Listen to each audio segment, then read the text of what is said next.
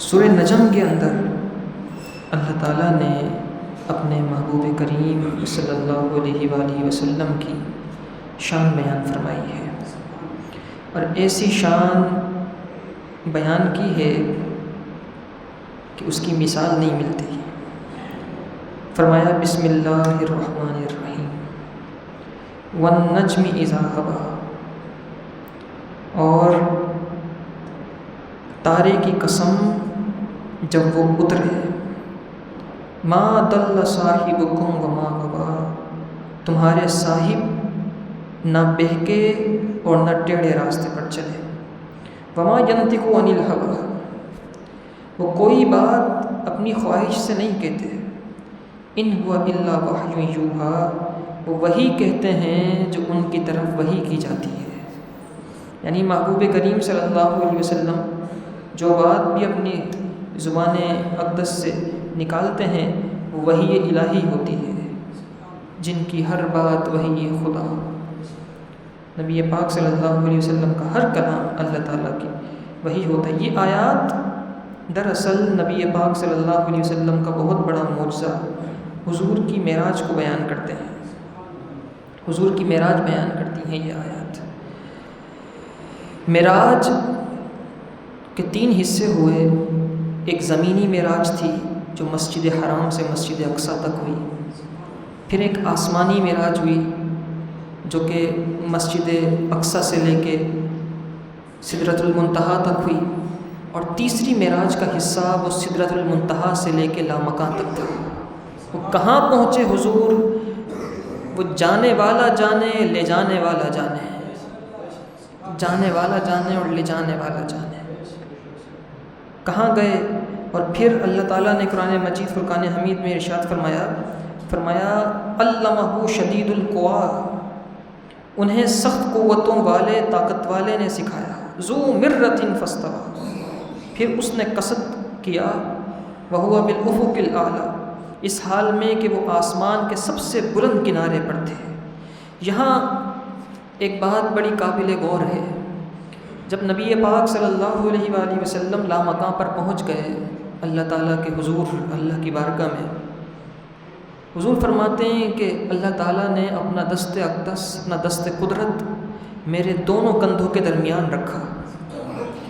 ترمذی شریف کی حدیث ہے، نبی پاک صلی اللہ علیہ وسلم نے ارشاد فرمایا فرأیتہ وضع کفہ بین کتفی حتی وجدت برد اناملہ بین صدیہ فتجلی لی کل شیء وعرفت۔ فرماتے ہیں نبی پاک صلی اللہ علیہ وسلم کہ اللہ نے اپنا دست قدرت میرے دونوں کندھوں کے درمیان رکھا، اور اس کی ٹھنڈک ایسی تھی کہ میں رب ذوالجلال کے دست قدرت کی ٹھنڈک اپنے سینے میں محسوس کر رہا تھا، اور میں نے اس دست قدرت کی شان، اس کی تجلیات کی وجہ سے ہر چیز کو پہچان لیا، میرے لیے ہر چیز روشن ہو گئی، کوئی چیز پھر چھپی نہیں رہی، اور کوئی غیب کیا تم سے نہا ہوں بھلا، جب نہ خدا ہی چھپا تم پہ کروڑوں درود۔ جو سب سے بڑا غیب ہے، جب وہی ظاہر ہوا، جب وہ نہ چھپا تو پھر کیا چھپ سکتا تھا۔ فرماتے ہیں کہ اللہ نے اپنا دست قدرت میرے دونوں کندھوں کے درمیان رکھا، اس کی ٹھنڈک میں نے اپنے سینے میں محسوس کی، اور اس کی وجہ سے میں نے ہر چیز کو پہچان لیا، ہر چیز میرے لیے روشن ہو گئی۔ لیکن یہاں ایک سوال ہے، حضرت موسیٰ علیہ السلام نے اللہ تعالیٰ کی بارگاہ میں عرض کی تھی کہ اللہ میں تجھے دیکھنا چاہتا ہوں۔ قال رب ارنی انظر الیک، سورہ اعراف 9واں پارہ ہے، اور سورہ اعراف کی آیت نمبر 143 ہے۔ حضرت موسیٰ علیہ السلام نے عرض کی یا اللہ میں تجھے دیکھنا چاہتا ہوں، رب ارنی انظر الیک، اے رب مجھے اپنا آپ دکھا، میں تجھے دیکھنا چاہتا ہوں۔ تو اللہ نے فرمایا تھا قال لن ترانی، ہرگز نہیں دیکھ سکتے۔ لن ترانی، جو لفظ لن ہے، لام اور نون، یہ ہمیشہ کی نفی کے لیے آتا ہے، تابید کے لیے آتا ہے، دیکھ ہی نہیں، ہرگز نہیں دیکھ سکتے، ہرگز نہیں دیکھ سکتے۔ ولیکن انظر الی الجبل، ہاں پہاڑ کی طرف دیکھو، فإن استقر مکانہ فسوف ترانی، اگر وہ طور پہاڑ اپنی جگہ پر کھڑا رہا تو تم مجھے دیکھ لو گے۔ یعنی مفسرین نے لکھا کہ اللہ نے وحی کہ موسیٰ تم مجھے دیکھنا چاہتے ہو نا، تمہیں اپنی تجلی سوئی کے ناکے کے برابر اپنی تجلی طور پہاڑ پر ڈالوں گا، اگر یہ پہاڑ اپنی جگہ پر قائم رہا تو پھر تم بھی مجھے دیکھ لو گے۔ حضرت موسیٰ علیہ السلام نے کہا ٹھیک ہے۔ اب اللہ تعالیٰ نے تجلی فرمائی طور پہاڑ پر سوئی کے ناکے کے برابر۔ فَلَمَّا تَجَلَّى رَبُّهُ لِلْجَبَلِ، جب اللہ نے اس کے رب نے پہاڑ پر تجلی کی، جَعَلَهُ دَكَّ، اس سے خاک بنا دیا، ریزہ ریزہ ہو گیا۔ وَخَرَّ مُوسَىٰ صَعِقًا، اور حضرت موسیٰ علیہ السلام بے ہوش ہو کر نیچے آ گئے۔ تو ان کے ساتھ جو 40 افراد تھے وہ تو انتقال کر گئے، لیکن یہ اللہ کے نبی تھے، بے ہوش ہو گئے۔ اللہ نے فرمایا خر موسیٰ صعقا، موسیٰ علیہ السلام بے ہوش ہو کر نیچے آ گئے۔ اب مفسرین نے ایک بات لکھی کہ وہ طور پہاڑ جس پر ایک سوئی کے ناکے کے برابر تجلی اللہ نے ڈالی وہ خاک ہو گیا، راکھ ہو گیا، لیکن یہاں مصطفیٰ کریم صلی اللہ علیہ وسلم کے پاس تجلی نہیں تھی، اللہ نے پورا دست قدرت رکھا تھا۔ اور یہاں پہ حضور فرما رہے ہیں کہ مجھے اس کی ٹھنڈک محسوس ہو رہی تھی، وہاں پورا طور سرما بن گیا، خاک ہو گیا، یہاں حضور کو ٹھنڈک محسوس ہو رہی ہے، یہ کیا معاملہ ہے؟ فرمایا بات یہ ہے طور خاک تھا، خاک پر نور پڑا، وہ ریزہ ریزہ ہو گیا، وہ خاک بن گیا، لیکن حضور نور ہیں، جب نور نور سے ملتا ہے اور سرور پا جاتا ہے۔ نور نور سے ملا تو ٹھنڈکیں ملی اور سرور پا گیا۔ کمرے میں ایک بلب ہو، ایک اور جلا دیا جائے اور روشنی ہو جاتی ہے، آنکھوں کو اور صاف دکھتا ہے۔ فرمایا اللہ نے دست قدرت رکھا تھا، میرے لیے ہر چیز روشن ہو گئی تھی۔ وہ خاک تھا طور، اس لیے ریزہ ریزہ ہوا، حضور نور ہیں اسی لیے سرور ملا، ٹھنڈک محسوس ہوئی۔ فرمایا وَهُوَ بِالْأُفُقِ الْأَعْلَىٰ، اور وہ آخری کنارے پر تھے۔ ثُمَّ دَنَا فَتَدَلَّىٰ، پھر وہ جلوہ قریب ہوا، پھر اور زیادہ قریب ہوا۔ فَكَانَ قَابَ قَوْسَيْنِ أَوْ أَدْنَىٰ، تو 2 کمانوں کے برابر، بلکہ اس سے بھی کم فاصلہ رہ گیا، اس سے بھی کم فاصلہ رہ گیا۔ اہل عرب کا زمانے جاہلیت میں یہ دستور تھا کہ جب 2 قبیلے آپس میں ایک دوسرے کے حلیف بنتے تھے، صلح کرتے تھے، تو دونوں کے سردار دونوں کمانیں ملا کر اس سے ایک تیر چھوڑتے تھے، دونوں کمانوں کو ملاتے تھے اور ان دونوں سے ایک تیر چھوڑتے تھے۔ اس کا مطلب یہ ہوتا تھا کہ اب تمہارا دشمن ہمارا دشمن، تمہارا دوست ہمارا دوست، تمہارا اسلحہ ہمارا اسلحہ، کوئی تمہارے خلاف حملہ کرے گا تو دونوں مل کے حملہ کریں گے، کسی ایک کی طرف حملہ دونوں کی طرف حملہ ہے۔ اور دونوں کمانیں اس قدر مل جاتی تھیں کہ دونوں سے ایک ہی تیر نکلتا تھا۔ مفسرین نے لکھا بات یہ ہے، اس کا مطلب یہ ہے ایک تو قربت تو ہے، جو قریب ہوئے اس کی انتہا کیا تھی وہ تو رب جانتا ہے، لیکن بات یہ ہے کہ محبوب تمہارا دشمن اب ہمارا دشمن ہے۔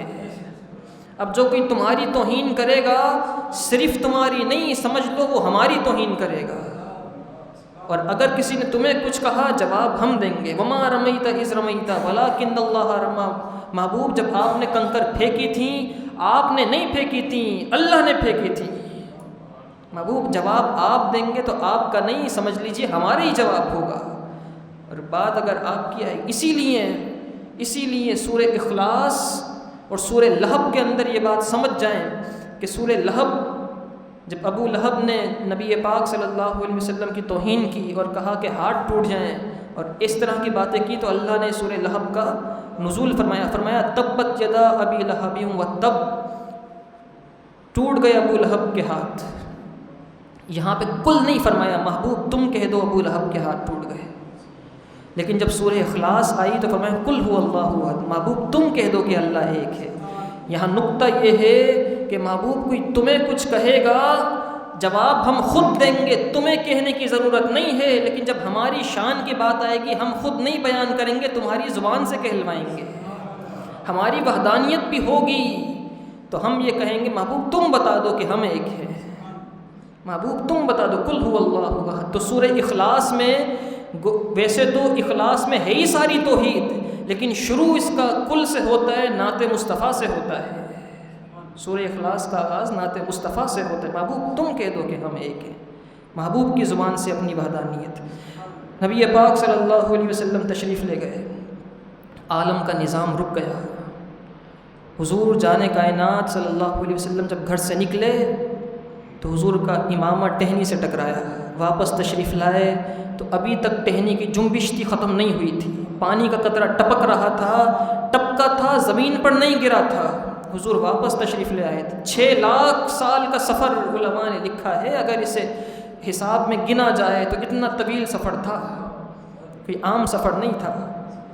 حضور کا امامت، کنڈی دروازہ بند کیا، کنڈی ہل رہی تھی، ابھی تک اس کی حرکت ختم نہیں ہوئی تھی، درخت کی ٹہنی کی جنبش ختم نہیں ہوئی تھی، قطرہ گر رہا تھا، وہ زمین پر نہیں پہنچا تھا، واپس آئے، بستر کی گرمائش ختم نہیں ہوئی تھی۔ یہ سب کیا تھا؟ علماء نے لکھا بات یہ ہے، ہر چیز کو کسی چیز سے طاقت اور توانائی ملتی ہے، اگر وہ چیز چلی جائے تو توانائی ختم ہو جائے، جان نکال لی جائے، انسان کو روح سے جان ملتی ہے، روح نکل جائے جسم بے جان ہے۔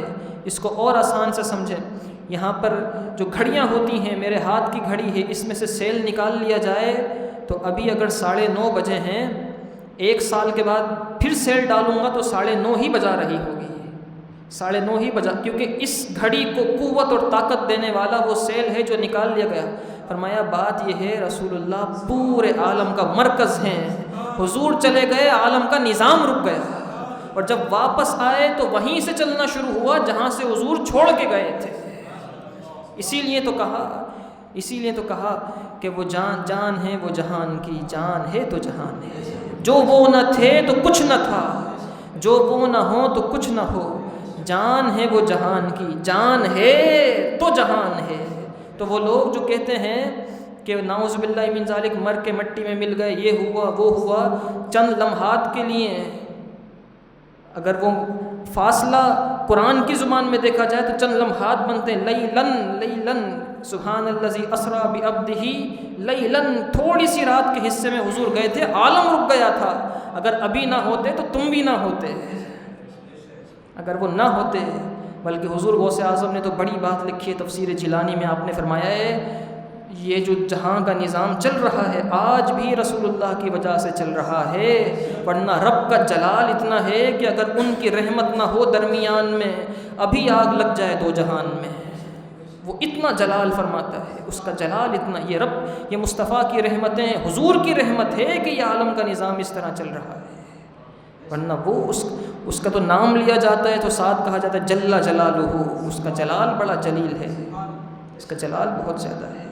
نبی پاک صلی اللہ علیہ وسلم کی اپنی رفتار بہت تھی، لیکن براق بھیجا گیا، کیوں؟ اس لیے بھیجا گیا، رب یہ بتانا چاہتا تھا قیامت تک کے لوگوں کو کہ تم بھی کسی مہمان کو بلاتے ہو، عالی شان سواری بھیجتے ہو، بہت بڑی گاڑی بھیج سکتے ہو، بہت بڑے بڑے گارڈز بھیج سکتے ہو کہ بہت عظیم مہمان لے کر آؤ، لیکن میرے محبوب کی جیسے سواری کا مقابلہ کبھی کر کے دکھاؤ۔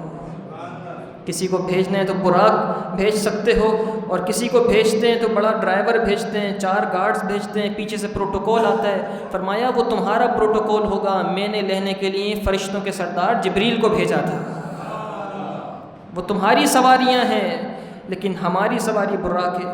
نبی پاک صلی اللہ علیہ وسلم نے صحابہ سے فرمایا کہ قیامت کے دن جب حضرت صالح علیہ السلام اٹھیں گے اپنی قبر انور سے، تو ان کے سامنے اونٹنی کو لایا جائے گا، اور اس اونٹنی پر صالح علیہ السلام بیٹھیں گے اور پھر میدان محشر کی طرف جائیں گے۔ اعلیٰ حضرت نے فتاوی رضویہ شریف میں اس بات کو لکھا ہے۔ تو صحابہ نے عرض کی یا رسول اللہ، جب بھی کسی شان والے کی شان بیان کی جاتی ہے نا، تو محب کے دل میں اپنے محبوب کا خیال آتا ہے کہ اس کی تو یہ شان ہے، اب میرے محبوب کی شان اس کے مقابلے میں کیا ہے؟ تو صحابہ نے عرض کی یا رسول اللہ، پھر اگر صالح علیہ السلام اپنی اونٹنی پر آئیں گے تو آپ کی اونٹنی تو ادبا ہے، ادبا آپ کی اونٹنی ہے، آپ اس پر تشریف لائیں گے؟ حضور مسکرائے، فرمایا نہیں، اس پر تو میری بیٹی فاطمہ آئے گی۔ فرمایا پھر آپ کس پر آئیں گے؟ فرمایا اللہ اس دن بھی میرے لیے براق کو بھیجے گا۔ یہ صحابہ اور اہل بیت کے درمیان جو تفریق ڈالتے ہیں نا، وہ سمجھ جائیں ادبا وہ اونٹنی ہے جو نبی پاک صلی اللہ علیہ وسلم کو ہجرت کی رات ابو بکر صدیق نے دی تھی۔ یہ جو سیدنا صدیق اکبر کی، سیدہ عائشہ صدیقہ کی گستاخیاں کرتے ہیں، ان کے منہ دیکھنے والے ہوں گے۔ سواری دی گئی ملی ہوگی ابو بکر کی طرف سے، اور اس پر سواری کر رہی ہوں گی سیدہ فاطمہ الزہرا۔ یہ محبتیں ہوں گی، یہ شان ہوگی۔ حضرت مواہب اللدنیہ بالمنح المحمدیہ کے اندر اس بات کو امام قسطلانی نے لکھا کہ اللہ تعالیٰ یہ بتانا چاہتا تھا کہ تمہارے بڑے بڑے لوگ ہوں گے، اللہ تعالیٰ چاہتا تو زمین کو سمیٹ سکتا تھا، آسمانوں کی بساط لپیٹ سکتا تھا، اور یہ جو فاصلے تھے سفر کے یہ ختم کر سکتا تھا، لیکن جبریل کو بھیج کر سفر اس لیے کرایا تاکہ سیر ہو جائے اور دنیا کو پتہ چل جائے کہ نوری مخلوق کا سردار محبوب کو لینے کے لیے جا رہا ہے۔ پھر سیدنا صدیق اکبر نے اگلے دن تصدیق کی نبی پاک صلی اللہ علیہ وسلم کی، اور کس طرح کی؟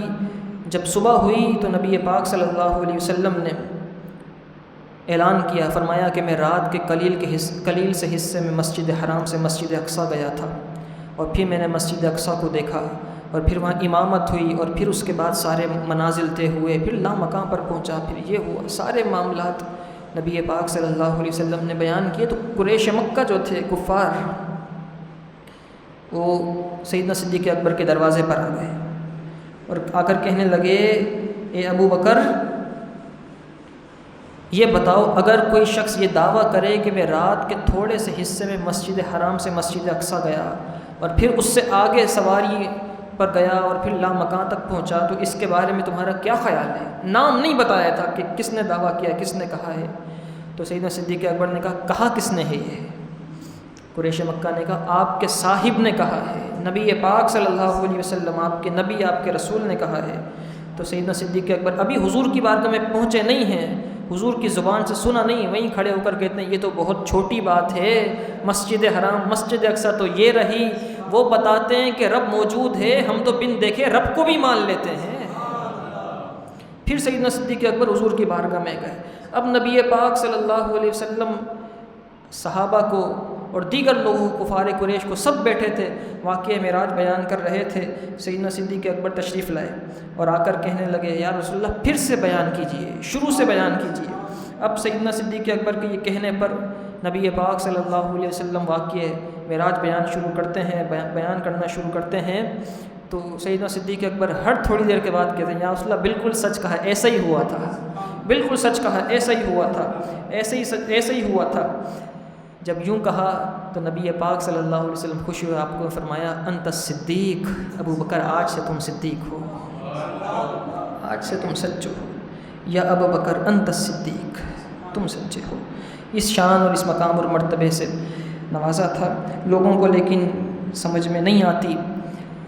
دہلی کی جامع مسجد کے اندر ایک استاد تھے، وہ فلسفے کا سبق پڑھا رہے تھے۔ ہمارے درس نظامی میں ایک کتاب پڑھائی جاتی ہے فلسفے کی، اس کا نام ہے ہدایت الحکمہ۔ اس میں قدیم فلسفیوں کے عقائد اور اس کا رد کیا جاتا ہے۔ تو فلسفیوں کے عقیدوں میں سے ایک عقیدہ ہے کہ یہ جو آسمان ہے، آسان لفظوں میں سمجھانے کی کوشش کروں گا، آسمان نہ پھٹتا ہے، اور اگر کبھی پھٹ جائے تو واپس بند نہیں ہو سکتا۔ اس کو فلسفیوں کی زبان میں خرق و التیام کہتے ہیں۔ آسمان نہ پھٹتا ہے اور اگر پھٹ جائے تو بند نہیں ہو سکتا۔ یہ فلسفیوں کا، قدیم فلاسفہ کا یہ عقیدہ ہے، ان کا نظریہ ہے۔ تو دہلی کی جامع مسجد کے اندر ایک استاد اپنے طلبہ کو یہ عقیدہ، یہ مسئلہ فلسفیوں کا سمجھا رہے تھے کہ فلسفی یہ کہتے ہیں کہ آسمان پھٹتا نہیں ہے، پھٹ جائے تو بند نہیں ہو سکتا۔ تو کچھ طلبہ ہوتے ہیں وہ ذہین ہوتے ہیں۔ ایک طالب علم نے اعتراض کیا، اس نے کہا اگر آسمان پھٹتا نہیں ہے تو حضور معراج کی شب تو 7 آسمان پر پار کر کے گئے تھے، تو وہ پھٹا نہیں تو پار کیسے ہوا؟ اور چلیے اگر پھٹ گیا تو یہ بھی تو نظریہ ہے کہ پھٹ جائے تو بند نہیں ہوتا، تو اگر پھٹ گیا تھا تو بند کیسے ہوا؟ نظر تو نہیں آتا، دنیا کے کسی کونے سے جا کے آسمان کو دیکھ لو، کہیں پر سوراخ نظر نہیں آئے گا کہ دوسرا آسمان اس سوراخ سے دکھ جائے یا تیسرا آسمان اس سوراخ سے دکھ جائے پھٹا ہوا ہو۔ تو اگر پھٹتا نہیں ہے تو اس رات پھٹا کیسے؟ اور اگر سلتا نہیں ہے تو بالفرض مان لیا جائے کہ پھٹا تھا تو سلا کیسے؟ استاد نے جواب دینا شروع کیا، طلبہ کو مطمئن نہیں کر سکے۔ ہر جواب پر طالب علم پھر اعتراض کرتا، پھر کوئی طالب علم اعتراض کرتا، استاد جواب دیتے، طلبہ مطمئن نہیں ہو رہے تھے۔ محراب سے ٹیک لگا کر ایک بزرگ بیٹھے تھے جن کا نام تھا حضرت خواجہ رسول نما دہلوی رحمۃ اللہ تعالی۔ یوں بیٹھے تھے، تیبند پہنا تھا، گدڑی پہنی تھی، ہاتھ کے اندر پوٹلی تھی، لاٹھی موجود تھی، بیٹھے استاد اور شاگردوں کی یہ بحث سن رہے تھے کہ یہ کیا ہو رہا ہے۔ اچانک کھڑے ہوئے جلال میں اپنی لاٹھی زمین پر مار کے فرمایا استاد تو ابھی تک یہ مسئلہ نہیں سمجھا پا رہا۔